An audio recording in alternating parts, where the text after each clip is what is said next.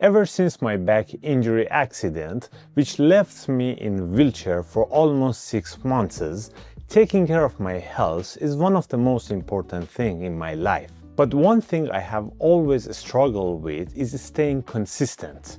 I train really good for a few weeks, everything is fine, but out of nowhere, something happened. A friend of mine gets sick, a family member gets sick, or the job is getting really busy.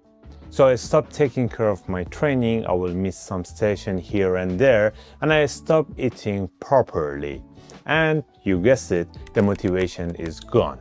I have tried habit trackers and productivity apps to help me to stay consistent, but honestly speaking, they made me more stressed during the day instead of helping me. But one day while journaling, something I have been doing for a while now, I had a thought. What if I use journaling to track my health? We already know that journaling is really good for productivity and mindset, but could it actually help us to be healthier? So for 30 days, I wrote everything from my exercises to the steps that I do during the day to the protein that I take every single day. And what I discovered completely changed the way I see my health. So before I start this channel, I made simple rules to make sure I don't turn this challenge to a stressful one. The first rule was I should write down whatever I did the day before in my journal, even if I miss a day or two of writing. The second rule was I should track my habits without judgment. I'm just a reporter, not a judge. And the third rule was I should make everything measurable. Instead of writing I worked out, I should write what type of workout I did, how long I did it, or how many calories I burned, as specific as I can. So with the rules in place, I started the challenge really strong. The first week I did 7 out of 7, which means that I trained 7 days for the whole week, which was perfect. And I was walking for almost 10,000 steps every single day, and I was hitting my protein intake, which was really good, and also I was writing everything the day after. The only problem was the report that I was writing was a mess. I was talking about the abs exercises, I was talking about what I ate, I was talking about steps that I did yesterday, and it was a full of mess. And the problem was I couldn't even read it because it was too many information in not a proper order. So for the second week, I come up with 3 questions that I have to answer them every single day, and after that I can write whatever I want in my journal. The first question was, what activities did I do yesterday? Like 10,000 steps or mobility training or whatever. The second question was, how much protein did I eat? And the third question was, what type of exercises did I do?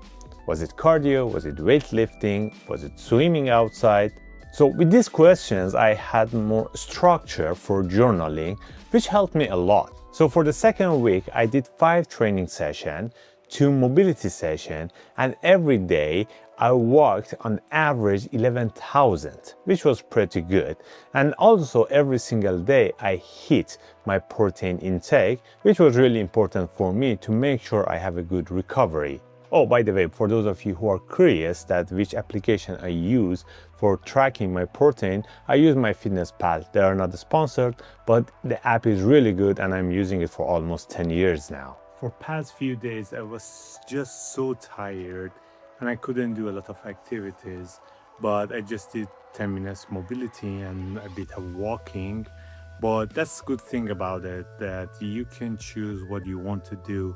When you're tired, you're going to choose the activity that is more comfortable and easier to do. For the third week, I had a bit setback because I felt a bit under the weather and I couldn't go to gym and I was tired, and I thought it's a good idea to rest a bit more. So I trained 3 times and I did mobility and stretching at home, which was around 4 to 5 times during the whole week. And I tried to eat as much as possible to make sure I can recover faster.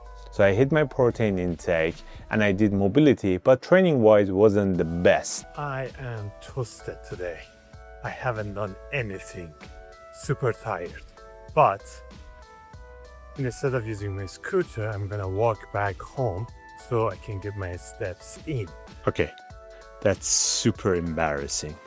I just sit down to write what I did yesterday, and yesterday I was super tired, lazy, and I didn't do any exercises. I just walked 7,000 steps, and I didn't even hit my protein intake, which was bad.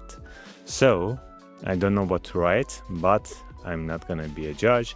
I'm just gonna be a reporter. So I'm just gonna write down what a horrible day was, and that's it. But the most important part is today I went to gym, I walked to the gym, so it's already some steps, and also I had pretty good meal with high protein. So we had really good start today. Let's see how it goes. But what I have found in the week 3 is that even though I wasn't feeling very well, I wanted to do something to make sure that tomorrow morning when I'm writing my journal, I can report something. For example, I tried to do some mobility at home.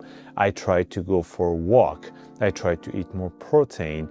And I did some activities that wasn't in my plan, but because I didn't go to gym, I wanted to do it because I knew I have to report the next day. So journaling actually helped me to be more consistent even when I was not feeling well and I wanted to rest.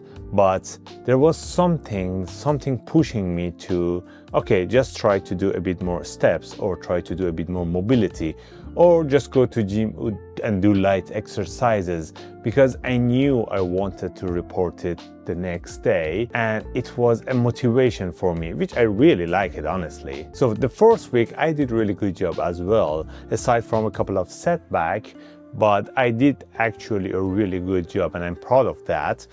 But it was day 31 and it was time to see if journaling actually helped me to be healthier. Before I want to go with the conclusion, to be honest, I missed a few sessions to write down my report, but the next day I wrote for the whole 2 days or 3 days that I missed. So it wasn't that perfect to write down every single day, but at the end of the month, I completed the report of every single day. So the first thing I understand after these 4 months is that writing this journal wasn't stressful at all.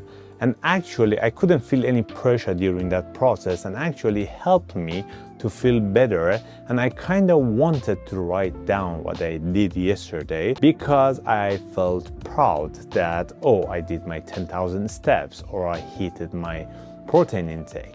But a few days I wanted to use as an excuse because I told myself the rule is I can miss a few days of training or writing the journal. That's okay. And I wanted to use that as an excuse to not write down what I have done, but I knew that there is no pressure, there is no judgment, and I just have to report it that I haven't done anything last few days, let's say.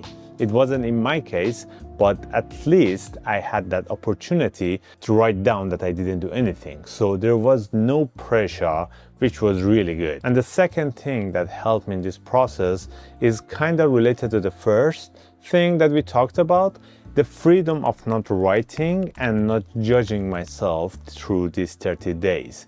It was really important because previously I was judging when I wasn't doing any activity. I was judging myself that, okay, you haven't done anything, you're lazy, you're not disciplined, and that's not good.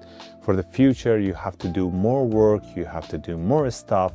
But having this freedom to not judging yourself and just reporting what you have done was really good. I had a better feeling of writing down, and I knew that there is no judgment in this area. So if you want to do this, be really aware of not judging yourself through the process, which is really, really important. And the third thing that I learned is that I don't need really proper structured exercise plan or healthy tips and healthy habits to be healthy. Flexibility works better because in this process, I had this flexibility to choose whatever activity I want to do during the day as long as I do something.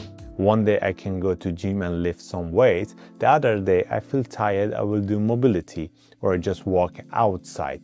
Having that flexibility gives you the option of walking around or do activities when you don't have energy.